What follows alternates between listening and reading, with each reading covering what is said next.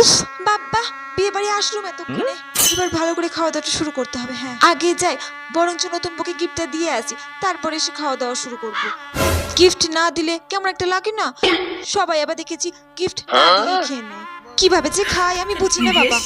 যাই, আগে নতুন বউকে গিফটটা দিয়ে আসি। হ্যাঁ, এ কি গিফট? খালি ব্যাগ নিয়ে আসলাম, তার মানে আমি যে টেপিকে বলেছিলাম বিছানার চাদরটা এই প্যাকেটের মধ্যে ভরতে আলমারিতে রাখা ছিল। হ্যাঁ, কি হবে এখন? এই এতটা রাস্তা ভাড়া দিয়ে তারপরে আসলুম বিয়ে বাড়িতে, আবার বাড়িতে যেতে হবে গিফট কিনতে, তাহলে তো আবার 500 টাকা খরচ হবে। কি করি এখন? আজকে না হয় গিফট না দিয়ে খেয়ে যাই, কিছু তো করার নেই। গিফট আনতে তো ভুলে গেছি, আর কাউকে বলতেও পারবো না, তাহলে তো আমার মান সম্মান থাকবে না। এই প্যাকেটটা বরং ওইদিকে রেখে দিই। হ্যাঁ, যাই, সোজাসুজি গিয়ে খাবার টেবিলে ঢুকে পড়ি। ওইদিকে আর যাবো না।